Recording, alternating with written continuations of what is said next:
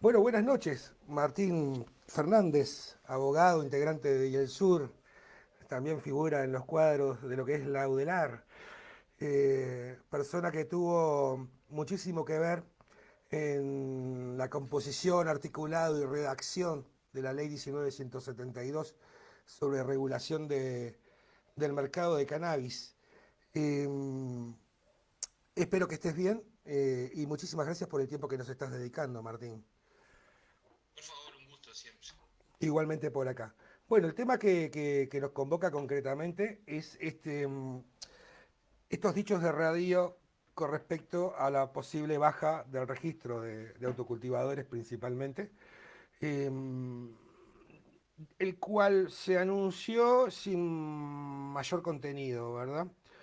Entonces, muchísima gente, recordemos que en un principio el registro de cultivo no era aceptado filosóficamente por el movimiento social, ni siquiera por los propios propositores, como fue en su momento concretamente Julio Calzada, ¿verdad? Con los- Cuando él estaba al frente de la Junta Nacional de Drogas y el movimiento social intercambió con el Estado sobre las distintas posibilidades de regulación.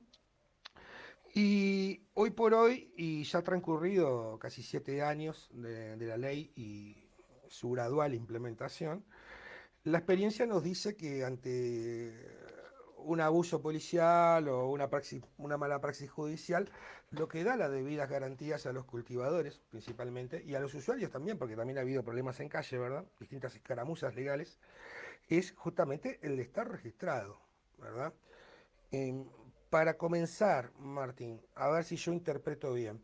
Cuando uno se registra, lo que hace es una especie de declaración jurada y una especie de contrato con el Estado donde se presupone que el destino de tu cultivo y tu cosecha, en el caso del autocultivo por lo menos, es el consumo propio, el uso compartido en el hogar concretamente, y eso, a nuestro entender, hace caer figuras legales o penales que han sido usadas en forma abusiva desde un enfoque prohibicionista, como puede ser la tenencia no para consumo o incluso el suministro a título no oneroso, por ejemplo.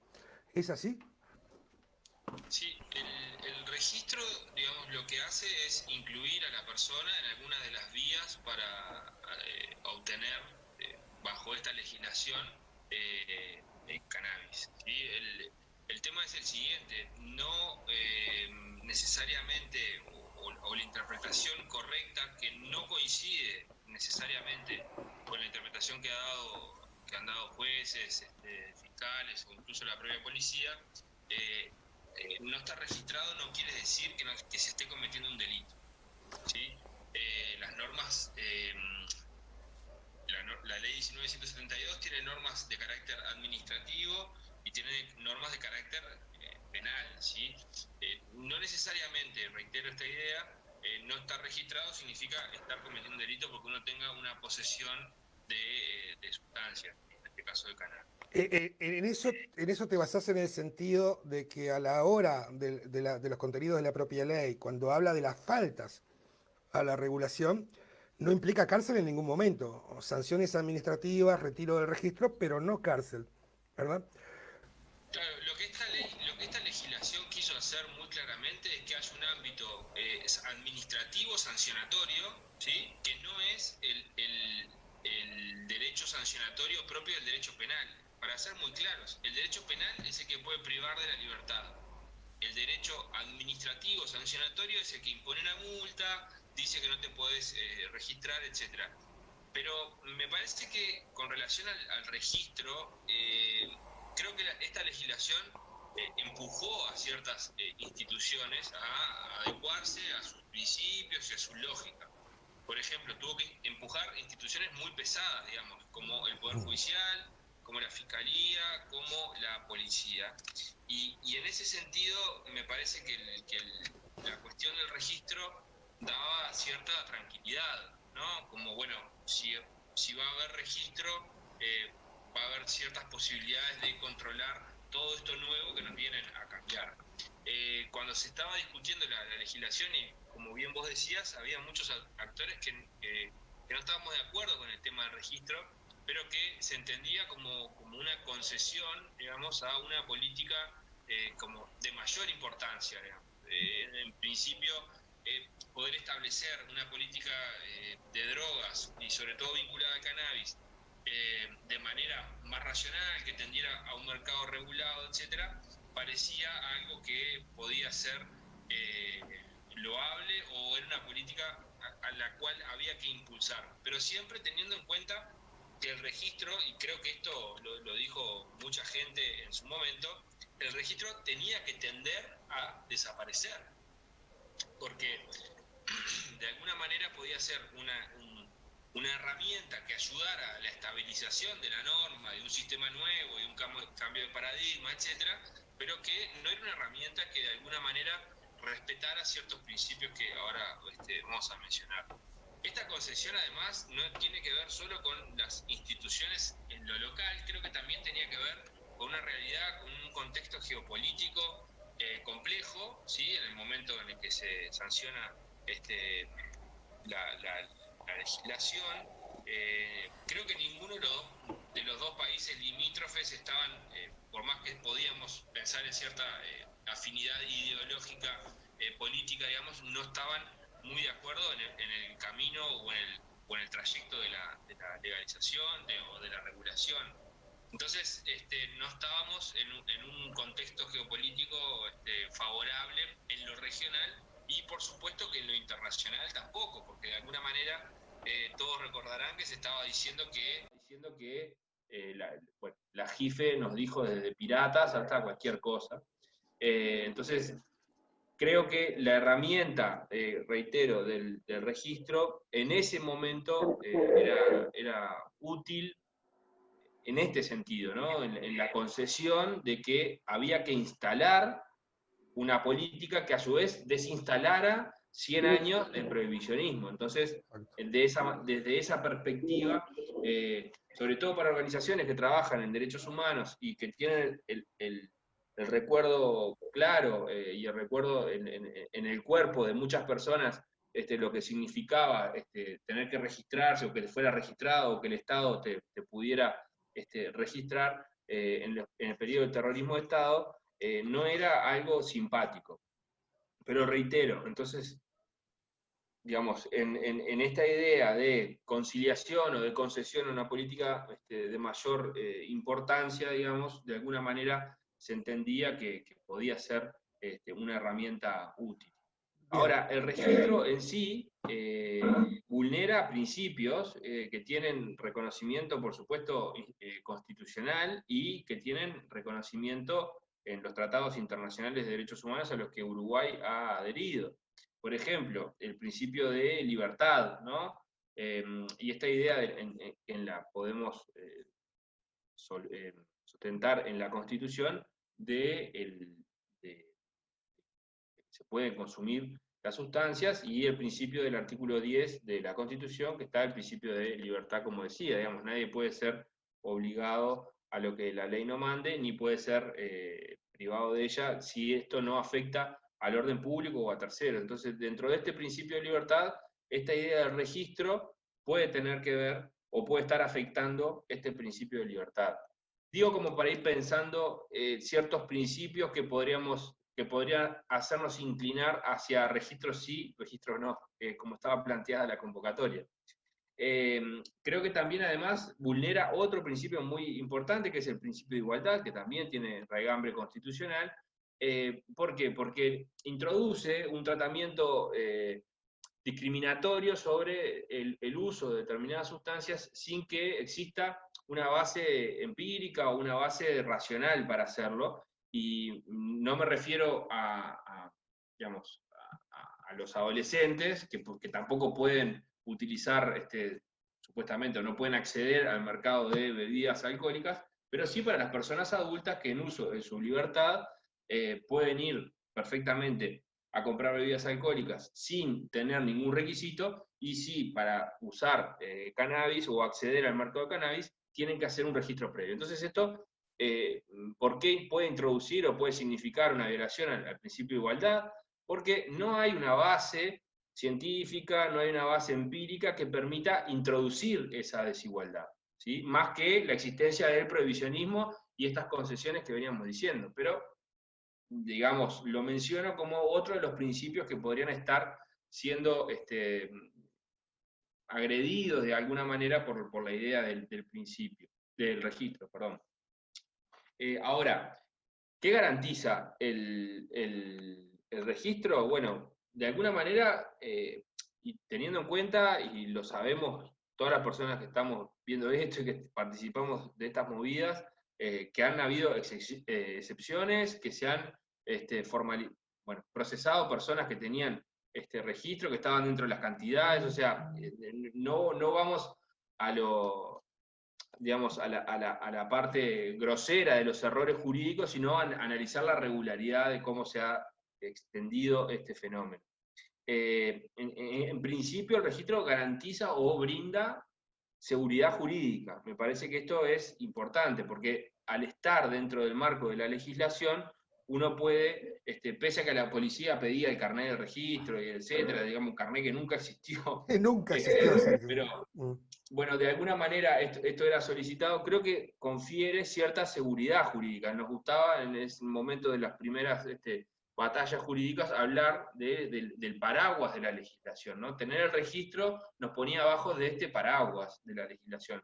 Lo que no quiere decir que ante un temporal no terminaras empapado, porque de alguna manera podías estar registrado, pero haciendo actividades que la ley no permitía o no promovía o lo que sea, y podías tener ciertos problemas. O sea, no es que el registro sea un blindaje absoluto a cualquier cosa para hacer cualquier cosa, ¿no? El blindaje que sí proporciona el registro es que estás dentro del paraguas de la ley, con la salvedad que decíamos hoy, que no estar registrado no quiere decir automáticamente y de por sí, como muchos operadores jurídicos o policiales lo entendían, es que se está cometiendo el delito, ¿no? No estar registrado no quiere decir que se esté cometiendo un delito. Y esto es importante establecerlo y tenerlo en cuenta, sobre todo para lo que viene.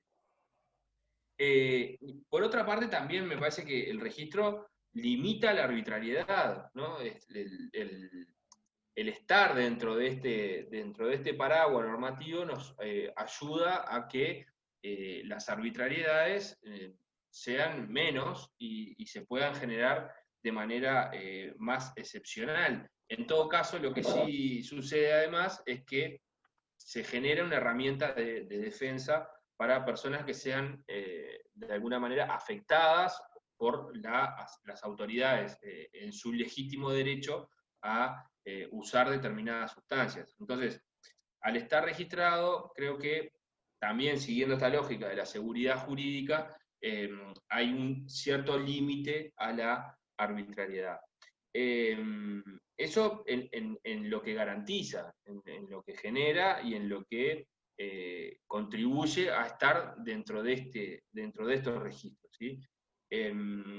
Creo que es importante destacar que la ley se encargó de que esto fuera considerado dato sensible, ¿sí? Y al ser considerado dato sensible, su acceso no es irrestricto y es ciertamente muy excepcional. Al principio generaba dudas cómo iba a ser manejado. Yo veo que está Diego por ahí, no sé si está. Está Diego. ¿Cómo iba a ser manejado? ¿Por qué? Porque en la Junta Nacional de Drogas, ustedes saben que es un organismo que tiene muchas instituciones dentro, y una de las instituciones que estaba dentro o que está dentro, perdón, es el Ministerio del Interior. Entonces, al principio nos generaba mucha duda, bueno, sí, ok, no se puede acceder y es un dato sensible, etcétera, etcétera, pero el propio Ministerio del Interior está inserto dentro dentro del organismo que se supone que podría llegar a tener cierta injerencia o cierto manejo sobre el registro. No he conocido, sinceramente, no he sabido de intromisiones indebidas en los registros. Uno nunca sabe cómo opera la inteligencia policial, eso no lo podemos descartar de plano, ni ser ingenuos con relación a esto, pero sí, formalmente no se han, por lo menos públicamente, conocido eventos que signifiquen una intromisión dentro de estos registros, y en general lo que se ha autorizado del tema de registros, etcétera, es con orden judicial. Entonces ahí estamos teniendo sobre el dato sensible la protección de la legislación que de alguna manera pone en cabeza de un juez a la posibilidad de acceder a determinado registro o no. Pero eso es importante que esté claro de que el registro en sí es un dato sensible protegido no por la ley 19.172, sino que la ley 19.172 remite a la ley de habeas data, que es la 18.831. Entonces ahí tenemos una protección, digamos, legal sobre lo que sobre los datos que se brindan. Es un dato sensible. Ya tratando de cerrar lo que quería comentar con ustedes, estamos en un escenario complejo en el cual pensar en registro sí y registro no tiene que servirnos para justamente profundizar en si no hay registro, ¿qué va a haber? Porque no parece un escenario propicio para que se corte, digamos, o de alguna manera se termine con este blindaje que decía, con este paraguas normativo para las personas que están registradas. Porque si se termina el registro, eventualmente la arbitrariedad policial o judicial podría llegar a aumentar. Y creo que la legislación recientemente sancionada, tanto en recientemente sancionada, perdón, la que está recientemente sancionada es la Ley de Urgente Consideración, la 19.889, pero la proyectada también en la Ley de Presupuesto tiene algunos artículos vinculados a estupefacientes, y me parece que hay un combo peligroso entre el reforzamiento del Estado policial o de las autonomías policiales y cierto aumento de penas en las conductas de siempre, digamos, en las que conocemos. Entonces me parece que en este combo complejo, que vemos que hay como una tendencia hacia el autoritarismo en general, me parece que el registro en sí puede significar una defensa muy importante para situaciones que no sean muy claras o que de alguna manera no estén claramente identificadas. Uno tiende siempre a creer que estas situaciones debería poder argumentarlas racionalmente en un juzgado, racionalmente en cualquier instancia, explicar, mire, que no esté registrado no quiere decir que esté cometiendo un delito, que tenga una cantidad superior de plantas no quiere decir automáticamente que esté cometiendo un delito. La ley cambió el paradigma, dejamos de pensar tanto en las cantidades, sino más bien en el fin, en el uso. Pero bueno, sabemos que muchas veces en escenarios de preparación o en escenarios ya de autoritarismo instalado con relación a esto, muchos de los operadores judiciales que no se sentían muy a gusto con este cambio de paradigma por un tema ideológico, pueden volver hacia atrás, ¿no? Rápidamente. Entonces, en este momento me parece que la discusión registro sí, registro no, hay que darla y hay que pensar, pero como decía Julio al principio, dotarlo de contenido. Bueno, registro no, pero ¿qué? ¿Pero qué garantiza? ¿Qué va a servir para que no se generen arbitrariedades y no tenga una respuesta de sí o no? Y me parece que es necesario, y esta instancia sirve para comenzar a discutir sobre si se va a eliminar registro, bueno, ¿qué va a haber? Algo tiene que haber. Me ahorraste la pregunta. Con el desarrollo último me ahorraste la pregunta respectiva. Esta cuestión de la ley de urgente consideración, y me gustaría que le dejo un saludo ahí a Diego Olivera, que está prendido, me gustaría que interviniera después de tu respuesta también. Yo pienso por algunas partes del articulado, como por ejemplo cuando habla del artículo 31, el que sin autorización legal importar, exportar, introdujer, que es buena parte de lo que es la ley 14.294, ¿verdad? Y se le agrega que acá es donde la gente interpreta, que fue promesa de campaña a su vez, que la regulación no se iba a tocar, pero yo interpreto que sí a partir de aquí.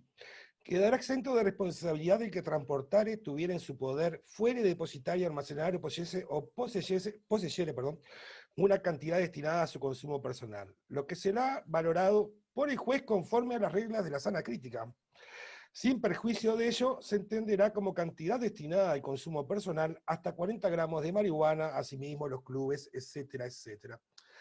Ahora, hay una cuestión interpretativa que vos ya planteaste, donde registro o no registro, o sea, ante un no registro no habría un delito constituido, salvo semiplena prueba que condujera al debido proceso penal, ¿verdad?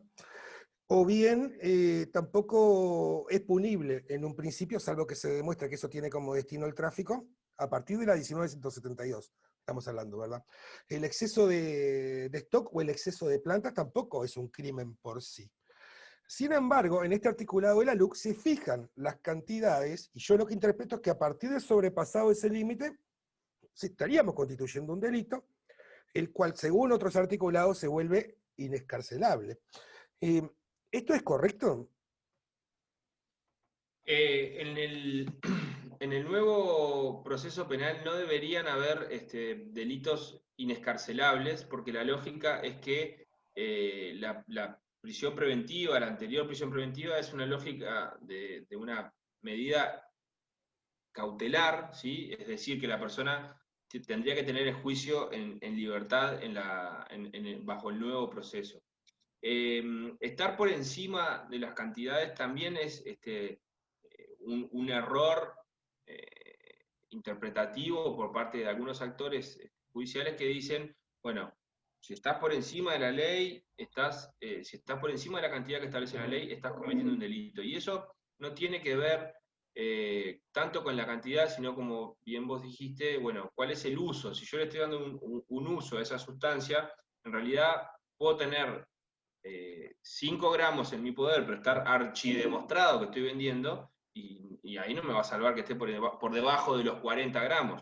Entonces, esta misma lógica es la que tiene que prevalecer en el momento de interpretar lo que se está por encima. O sea, se puede estar por encima, porque incluso sabemos que hay problemas con los, ustedes saben muchísimo más que yo, pero las cantidades, el peso, si está recién cortado, si no está cortado, si secó, si no secó la mar en coche, o hasta la cantidad de plantas que puedo tener, o que puedo llegar a tener para lograr tener las 6 que son las que están, digamos, dentro de la legislación de las unidades floridas, ¿no? De la planta hembra. Para llegar a tener esas 6, de repente tengo que tener 15.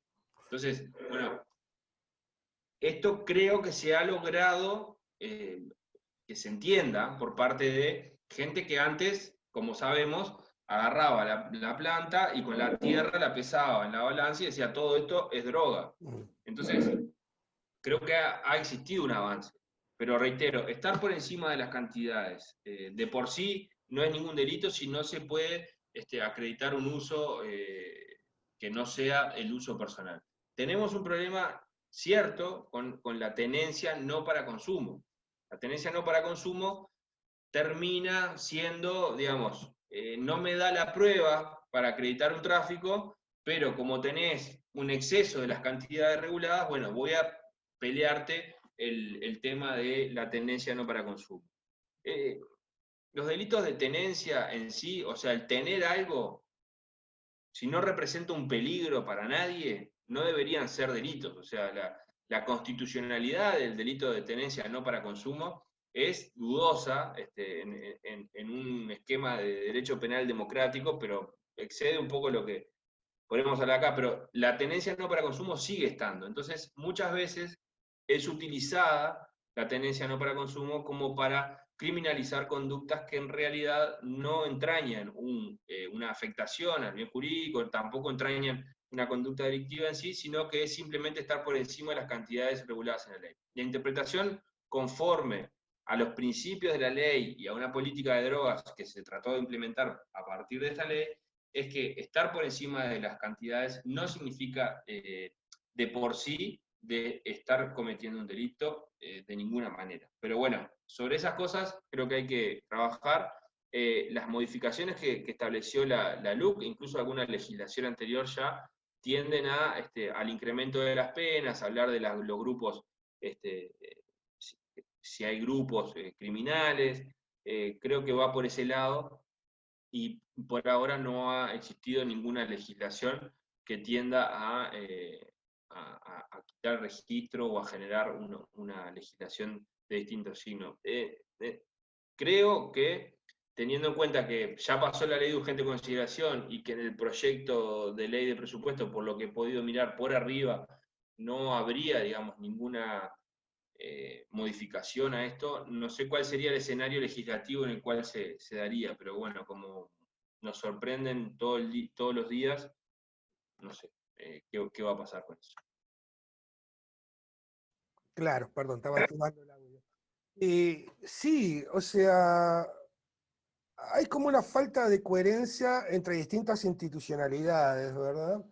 Por un lado, escucho a Radio diciendo esto y tomando una posición muy liberal con respecto a la cannabis, y por otro lado, la connotada posición, por ejemplo, de Larrañaga al frente del Ministerio del Interior con respecto al cannabis, desde su no planten nada preelectoral aquel hasta su actual posición en una nota reciente planteando que tiene pruebas, cosa que me parece un disparate ya de por sí nombrar públicamente que se tienen pruebas de algo que está siendo investigado supuestamente, tendría pruebas del desvío de flores al mercado ilícito por parte de los clubes, por ejemplo. Hay toda una carga, una intención, evidentemente, de, aparte perversa, de identificar a personas, a cultivadores y a usuarios de cannabis con el narcotráfico. O sea, habla de clubes y de flores y de plantas y habla de que el narcotráfico mata, etcétera, etcétera.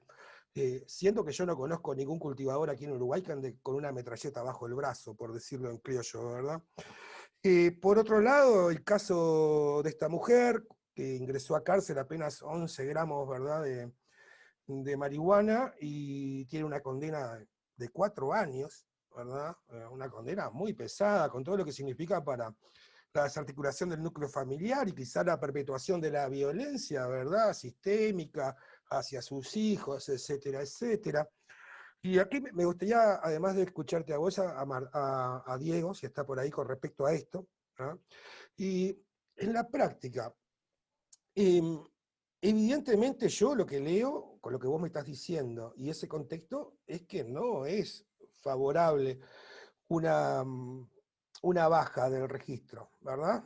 Más allá de que esto escapa a simplemente la cuestión del registro de estas situaciones, ¿verdad?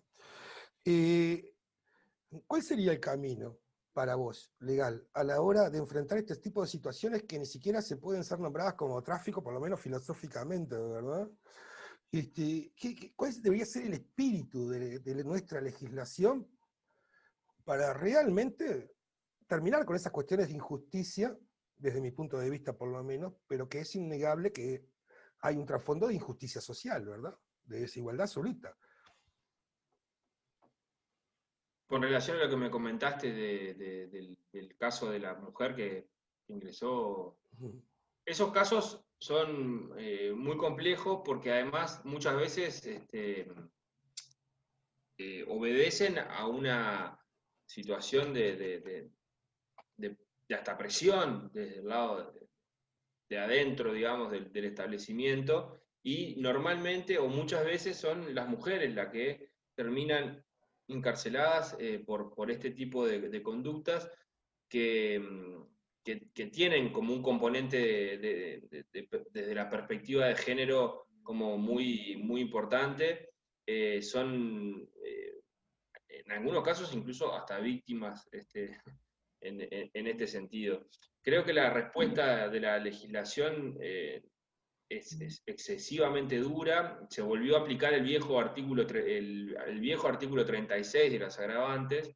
Me parece que de alguna manera estas situaciones se solucionarían por el mismo camino que se solucionó la situación en general. Es decir, pensar en un escenario de regulación o se está por cortar, me parece, un escenario de regulación o de acceso regulado o de alguna manera estatal o gestionado dentro del propio establecimiento a cannabis. Y esto no lo está proponiendo ahora ningún loco zurdo, bolche, no sé qué cosa, sino que lo propuso el comisionado parlamentario en funciones cerca en el año 2007-2008, creo que fue uno de los primeros en decir, bueno, acá tenemos que generar situaciones de posibilidad de que las personas puedan utilizar, porque en definitiva son las que estas situaciones terminan generando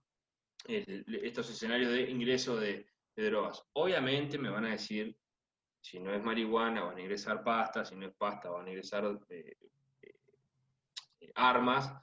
Bueno, el tema es que en la medida que vos vas desarticulando mercados ilícitos y sus posibles vías de ingreso o de perforación de un mercado regulado, de alguna manera lográs estabilizar todo el mercado.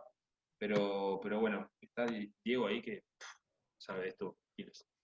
De hecho, lo que dijo el comisionado parlamentario fue que el día más tranquilo en el penal era cuando entraba la marihuana, si mal no recuerdo. Bueno, Diego, buenas noches. ¿Cómo les va? ¿Cómo les va? Un placer escucharlos, la verdad. Estaba un poco en movimiento ahora, me pude sentar, pero seguí toda la discusión y la verdad que te felicito, Julio, porque son discusiones que es necesario darlas. O sea, hay que recrear un debate sobre la regulación. O sea, un concepto que en general intento manejar es que estos procesos de regulación no son un switch de modelos en donde en un momento estábamos en el prohibicionismo y en otro pasamos a una legalización con un modelo X, sino que esa regulación necesita ser evaluada, monitoreada, discutida también.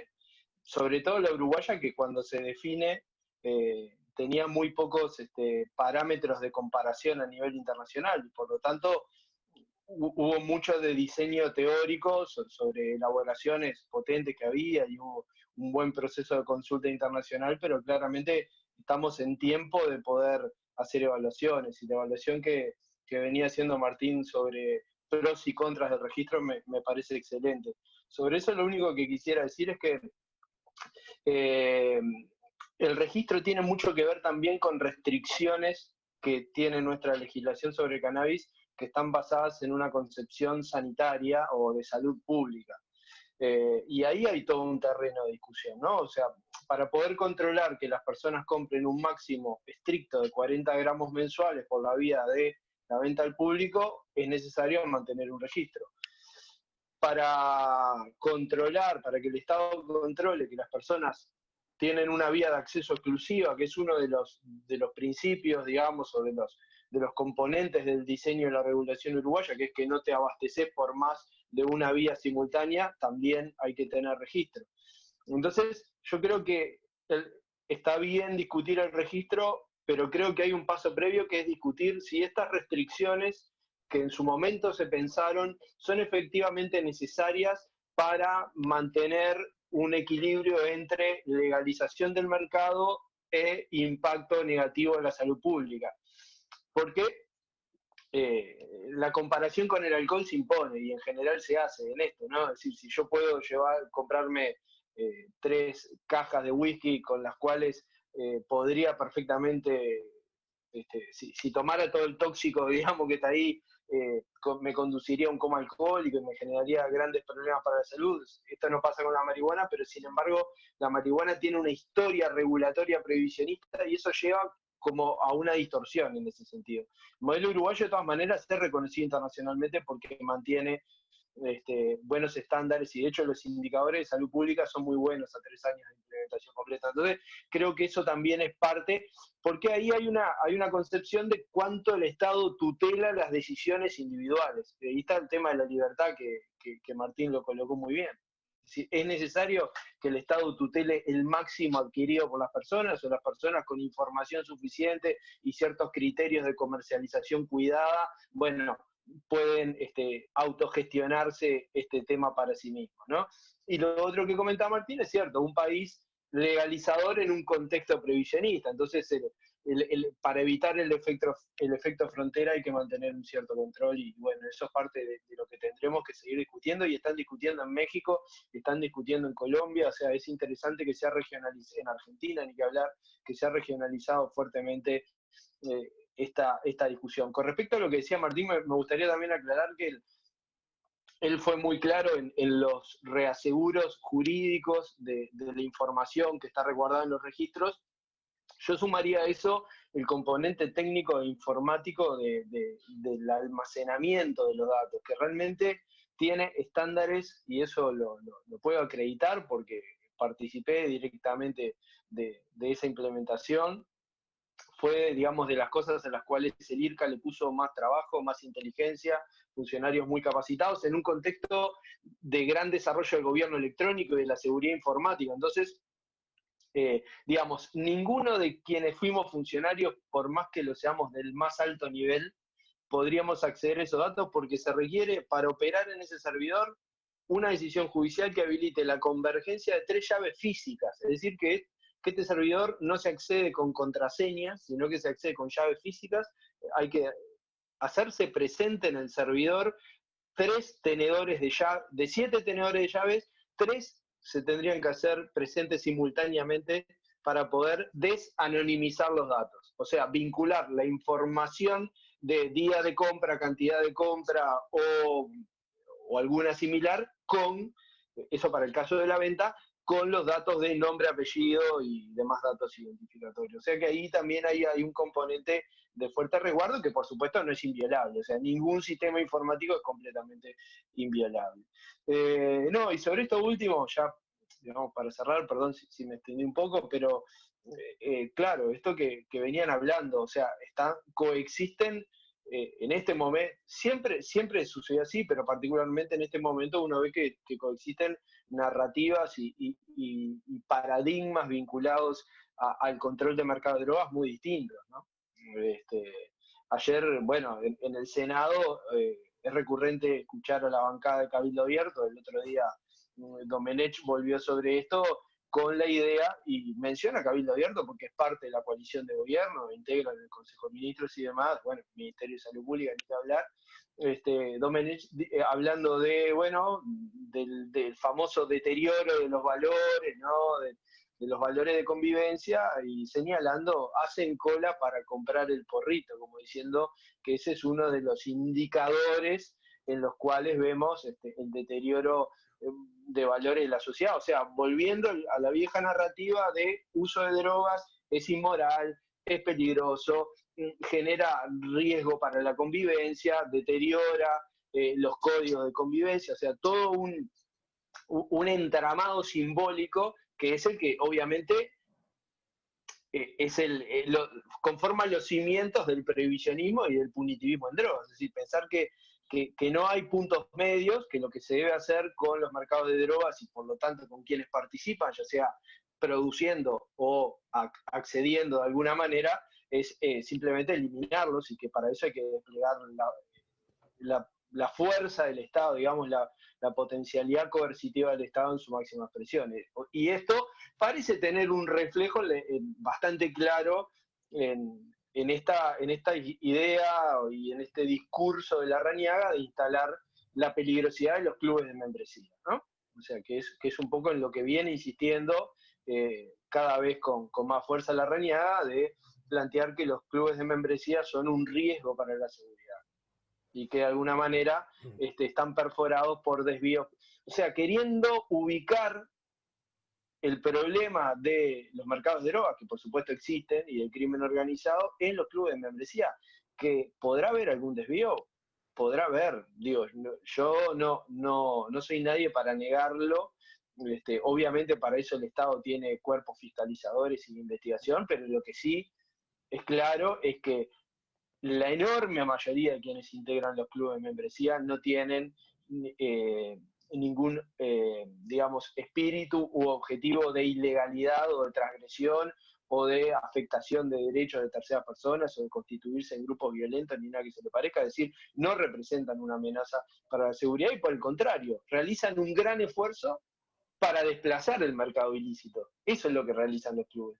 Por eso habría que pensar en modalidades de clubes quizás con alguna flexibilidad adicional, quizás con una capacidad de socios un poco mayor que la que tienen, para tener una economía de escala más razonable, es decir, en los clubes hay que ver una solución a un problema. Entonces, ese discurso de Larrañaga, cuyo vocero es Larrañaga, pero claramente hay toda una corriente de opinión en ese sentido, creo que hay que ponerlo en debate y desde mi perspectiva hay que contrarrestarlo, ¿no?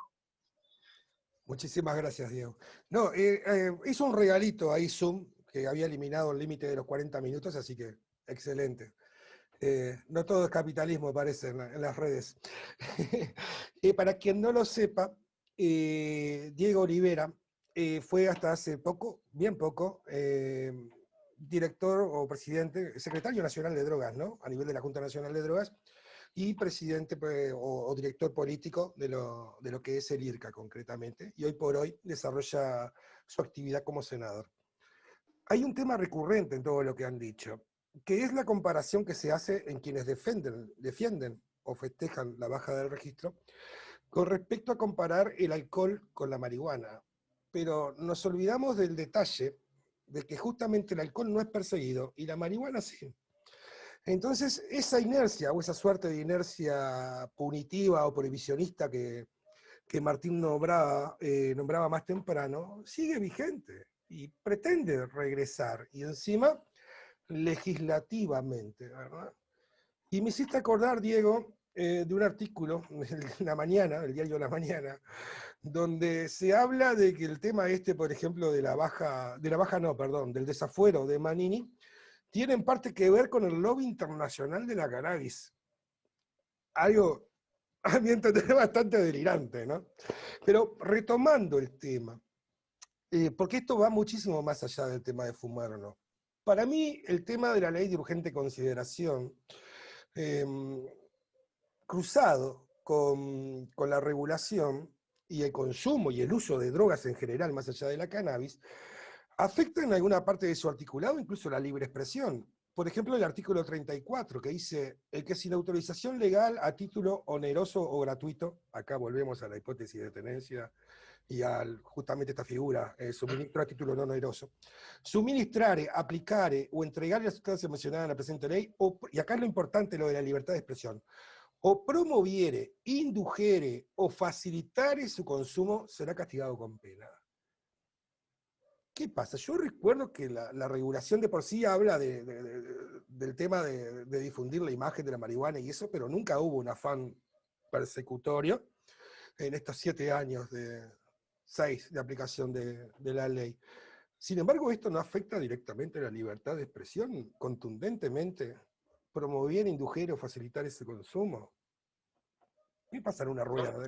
Son figuras delictivas cercanas a la apología, digamos, de delito, ¿no? Me parece que hay que interpretarlos de manera racional y hay que promover siempre desde nuestro punto de vista, me parece como una interpretación racional de eso, y como vos decís, Julio, no se puede estar afectando la libertad de expresión en el marco de la 1972, que ya tiene ciertos reaseguros para evitar, digamos, o no generar un mercado que tiene que ver con la publicidad, con todo lo que tiene que ver con el mercado de alcohol, por ejemplo, con el mercado de tabaco, ¿no? Como que no permite generar esas situaciones de publicidad.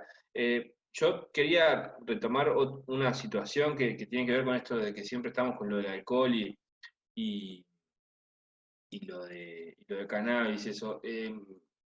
La intervención estatal sobre el mercado de alcohol es importante. La intervención estatal sobre el mercado de saber si tal bebida alcohólica tiene tal porcentaje o no tiene tal porcentaje, con determinadas pruebas y testeos, etc.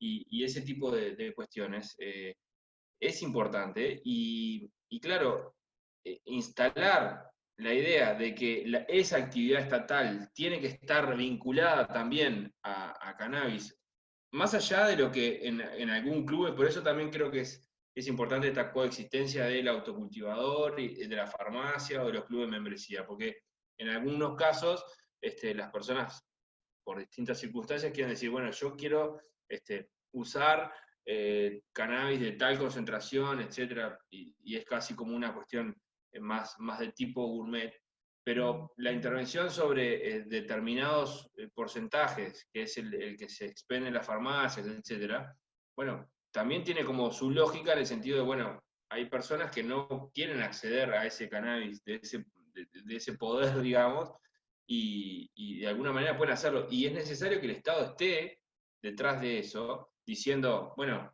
esto que está saliendo acá tiene esta concentración o genera esto, ¿no? Me parece que en esa línea creo que también el Estado lo hace con el alcohol y lo debe hacer con estas sustancias. Es más, lo debería hacer con más sustancias de las que lo hace, la intervención regulatoria. ¿Por qué? Porque en definitiva lo que importa es la salud de las personas, ¿sí? que quieren utilizar sustancias que tengan derecho a la información, que exista determinadas, digamos, pautas para su consumo, etcétera, digamos, que no se generen en el anonimato o estos conocimientos o estos saberes de las sustancias no sean de alguna manera amparadas en el tráfico o este tipo de cosas, y a su vez también quitarle mercados, ir sacando mercados a los fenómenos del narcotráfico. Me parece que la intervención estatal en general siempre está vinculada a el garrote y no está vinculada más a esta idea de promoción de derechos, de si vas a consumir una sustancia, que sea la sustancia que sabés que, o sea, que sea la sustancia que querés consumir, que las concentraciones sean las que tenés que, no tenés, pero digo, que querés consumir. Por ejemplo, si vos querés consumir una pastilla que tiene, en definitiva, después te dan, y es el doble de lo que querías consumir, bueno, ahí tenés un efecto no deseado que no está bueno. Entonces, toda la intervención del Estado me parece que siempre está orientada a lo penal y no está orientado a los derechos y no está orientado a la salud. Bien. Y algunos comentarios de la gente que ha estado siguiendo el tema, ¿verdad? Es bueno hablar informadamente porque contribuye sin dudas al debate y a la toma de decisiones. Por ejemplo, Rucam, Antenor, unos compañeros, dicen, el registro de la farmacia me parece que atenta a la privacidad. El registro de autocultivo hace 7 años me parecía mal, pero realmente hoy siento más garantía al estar registrado. Por otro lado, en el mismo tenor, Pablo dice, yo registrado y haciendo las cosas bien, estoy tranquilo. Bueno, aprovecho y saludo ahí la pausa, creo que anda Alvarito, por ahí otro compañero de ahí del norte Cultiveta, se le ve la puerta del Indor ahí.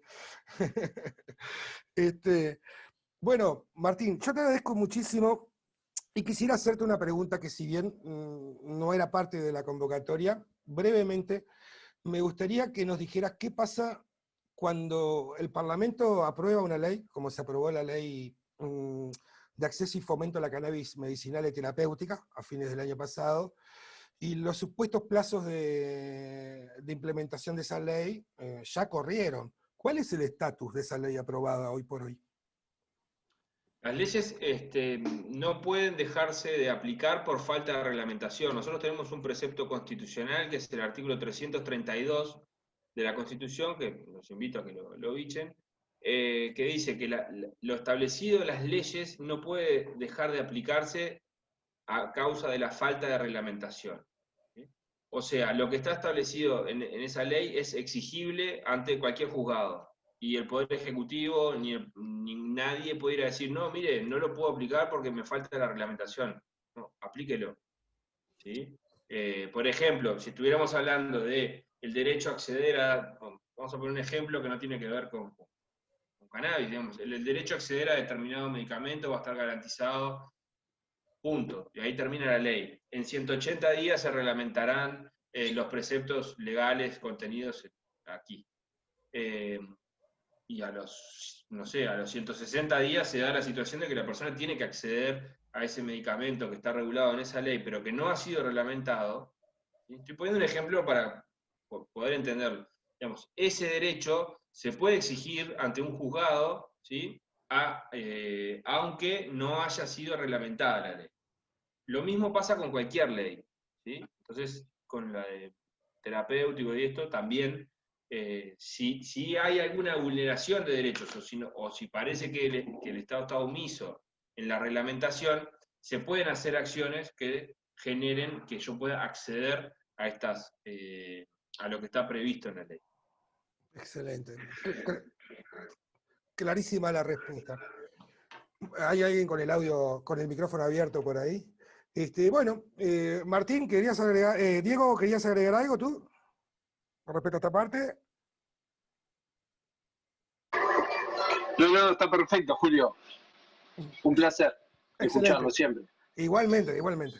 Bueno, la verdad que hemos tenido dos referentes ineludibles en el proceso de la regulación. Vos, Martín, como profesional de la ley, y que tuviste muchísimo que ver en esto, y bueno, Diego, que ni más ni menos que presidente del IRCA, ¿verdad? ¿Algo que quieras agregar para redondear este tema en el punto inicial, como registro sí, registro no, en conclusión? Si no da las debidas garantías, creo que no es conveniente entonces la baja del registro hoy por hoy, con todo este contexto. ¿Vos qué decís? Sí, sí. Hay que profundizar cuál es la alternativa. Me parece que no nos podemos quedar sin alternativa. El escenario está complejo y hay actores muy fuertes que van por todo, digamos, en el sentido del retroceso en esta legislación, porque es más fácil ubicar las responsabilidades de la inseguridad o lo que sea en el escenario de lo del fenómeno vinculado a las drogas, que encargarse de lo que realmente genera inseguridad. Entonces, me parece que habría que estar muy atentos a cuál es la propuesta alternativa y, bueno, y en todo caso, como decían ahí por el chat o te comentaban, el registro ahora es una herramienta que brinda tranquilidad y sinceramente nunca había hablado con Diego de la intensidad sí sabía obviamente lo de la cuestión de la orden judicial, pero lo de las 3 llaves físicas para acceder al servidor, etcétera, es impresionante, la verdad no lo sabía y me parece que es algo hasta para difundir, para hacer Brutal. campaña que se vaya a registrar, porque realmente, como dijo Diego también, hay sistemas que son vulnerables, pero me parece que con estos seguros y reaseguros que mencionó, me parece que es un estándar de calidad de la protección de la información, más allá de que una ley diga que es dato sensible, que eso lo puede decir cualquier ley, en la operativa y en la logística me parece que está súper como protegido. La verdad, debo reconocer que no sabía que había ese nivel de protección real de los datos. Yo también, como decimos los fumetas, quedé de cara con ese dato. Claro, yo me lo imaginaba o una clave o máximo 2 llaves físicas, pero 7 personas con llaves físicas y 3 a la vez. 3. Sí, por eso te 3 digo. simultáneamente, dijo, la verdad. Claro, 3 simultáneamente. Con orden judicial, la verdad que es Sí. muy... Sí, en realidad son 7 tenedores de llaves y se requiere la copresencia de 3 de ellos en el acto de acceso a los datos del servidor. Impresionante. O sea que de esos 7 puede ser los 3 que, bueno, el director ejecutivo del IRCA, que es quien aplica para este caso las medidas judiciales, pueda convocar de la manera más rápida posible para dar cumplimiento a la orden judicial.